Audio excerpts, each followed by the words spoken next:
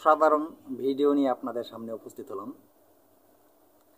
তো বন্ধুরা, আজকের যে ভিডিওটি নিয়ে আমি আলোচনা করব সেই ভিডিওটি এক ভাই কমেন্টের মাঝে উনি জিজ্ঞেস করেছে বা বলেছে যে আপনার কাছে যদি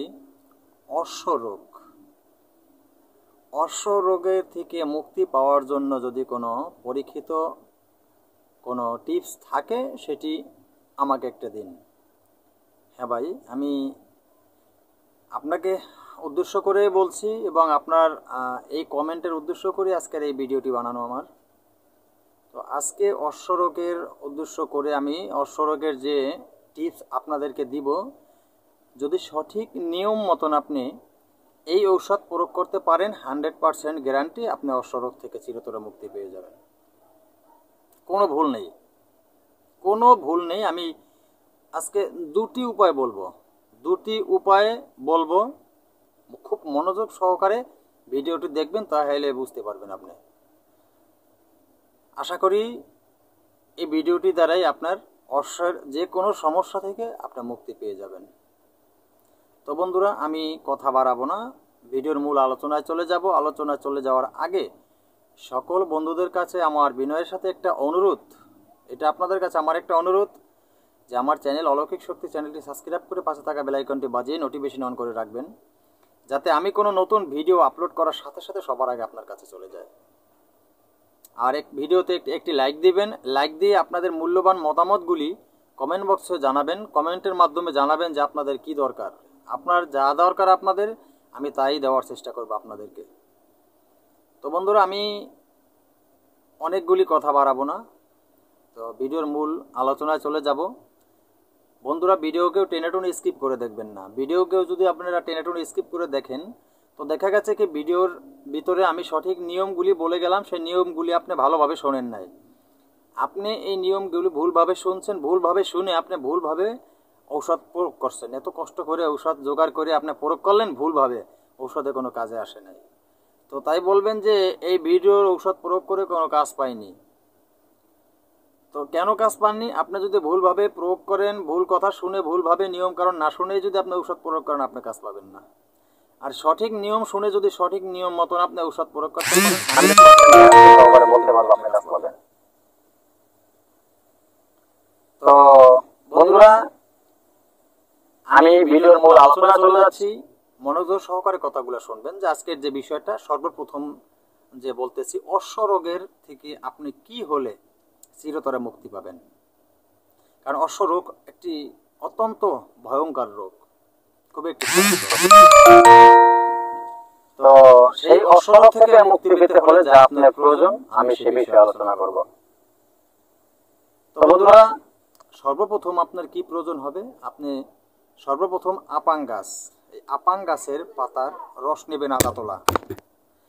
এই আপাং গাছের পাতার রস আপনি নেবেন আধা তোলা। তো আধা তোলা আপাং গাছের পাতার রস নেবেন, তার সাথে আপনি 4 থেকে 5টা গোলমরিচ নেবেন। নিয়ে চূর্ণ করে সেই আপাং গাছের রসের সাথে মিশ্রণ করে নেবেন। নিয়ে এই যে ঔষধটা হবে আপনার, খুব সহজে এই ঔষধটি প্রয়োগ করা যায়। এই আপাং গাছের রস আধা তোলা, তার সাথে আপনি 4 থেকে 5টা গোলমরিচের নিয়ে চূর্ণ করে সুন্দর করে মিশ্রণ করে নেবেন। এই মিশ্রণটি আপনি সকালবেলা বাসি পেটে খাবেন। তো এটা খাওয়ার পরে আপনি কি খাবেন?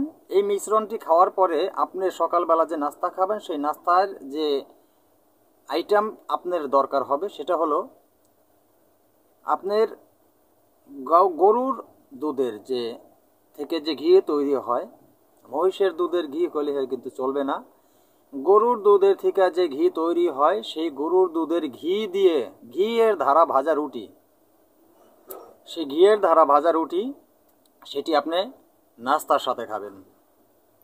এই যে রেমেডি, ছোট্ট একটা রেমেডি আপনাদেরকে বললাম আমি, এই নিয়মে আপনি রাতে শোয়ার আগে আবার ঠিক আধা তোলা আপাং গাছের পাতার রস এবং 4 থেকে 5টা গোলমরিচ চূর্ণ করে তার ভিতরে দিয়ে আপনি খেয়ে নিন ঘুমানোর আগে।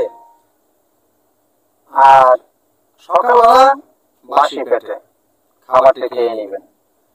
তো বন্ধুরা এই নিয়মে যদি আপনি কিছুদিন ঔষধটি খেতে পারেন, আপনি অশ্বরোগ থেকে মুক্তি পেয়ে যাবেন, কোনো ভুল নেই। আরেকটা বিষয়, আরেকটা টিপস বলে দিচ্ছি, সেটা হলো আপনার এই অশ্বর যেটা বলি হয়, অশ্বর যে বলি হয়, ঠিক আছে, তো এই অশ্বর বলি থেকে আপনি চিরতরে এই অশ্বকে বিদায় দিবেন কিভাবে? এই অশ্বর বলি থেকে আপনি অশ্বকে চিরতরে খুব সহজে বিদায় দিতে পারবেন। আজকের বলা টিপস আপনি নির্ভয় প্রয়োগ করবেন, কোনো ভয়ের কিছু নেই। তো সেটা হলো কি, আকন্দ গাছ আমরা সবাই চিনি, সে আকন্দ গাছের কষ, ঠিক আছে, আপনি নেবেন আকন্দ গাছের কষ। সেই আকন্দ গাছের কষ আপনার যেখানে অশ্বর যে বলি হয়েছে, আপনার যে অশ্বর বলি আছে, সেই অশ্বর যে বলিটা আছে সেই ডগায় একটু এই আকন্দ গাছের কষ, এই আঠা আপনি সুন্দর করে বলিতে লাগিয়ে দিবেন। তো আপনি যদি সুন্দর করে ওই বলির উপরে লাগিয়ে দেন, খুব সহজে অল্প সময়ের ভিতরে আপনার এই অশ্বর বলি একবারে গোড়া থেকে খসে পড়ে যাবে। তো বন্ধুরা, গোড়া থেকে খসে পড়ে গেলে কি হবে? গোড়া থেকে যখন খসে পড়ে যাবে তখন ওইখানে দেখা গেছে যেখান থেকে খসে পড়ে যাবে ওই জায়গাটা একটু অন্যরকম দেখা যাবে, ঘাওয়ের মতন। তো ঘাওয়ের মতো দেখা গেলে এখানে আপনার কোনো ভয়ের কিছু নাই। আপনি কোনো ভালো কোনো কোম্পানির মলম ব্যবহার করবেন। ভালো কোনো কোম্পানির মলম যদি আপনি ওই অশ্বের যে বলি খসে পড়ে গেছে ওইখানে ব্যবহার করেন, তা খুব সহজেই আপনার সেই বলির যেখান থেকে পড়ে গেছে সেই ঝরা জায়গাটার যে স্পটটা, সেটা খুব সহজেই ঘুচে যাবে। তো যদি পারেন আপনারা, একটা মলম আছে, সেটার নাম হলো বহরে ননি। এই মলমটি যদি প্রয়োগ করতে পারেন, খুব অত্যন্ত তাড়াতাড়ি আপনার এই অশ্বর বলির যেখান থেকে বলিটা ঝরে পড়েছে সেই ঘাওয়ের স্থানটা কিন্তু পরিপূর্ণ খুব সহজেই শুকিয়ে যাবে। তো বন্ধুরা, ভিডিও আমি আজকে আর বড় করব না। তো ভাই, আপনাকে বলছি, আপনি এই অশ্বরোগের জন্য যে আমি টিপস দিলাম, আপনি এই দুটো টিপস ব্যবহার করেন। এগুলি 100% পরীক্ষিত, এতে কোনো মিথ্যা কিছু নাই, ঠিক আছে। তো ভিডিও যদি আপনার কিছু প্রয়োজন হয়, আপনাদের যার বোঝার প্রয়োজন হবে, আমার কথাগুলো বুঝতে যদি ভুল হয়, আপনারা যদি কোথাও কোনো সমস্যা হয়, কমেন্ট বক্সের মাধ্যমে জানাবেন, আমি সঠিকভাবে উত্তর দেওয়ার চেষ্টা করব। তো বন্ধুরা, এই বলে ভিডিও আজকের মতো এখানেই শেষ করব। নতুন কোনো ভিডিও নিয়ে আসার আগ পর্যন্ত সকলে ভালো থাকবেন। আল্লাহ হাফেজ।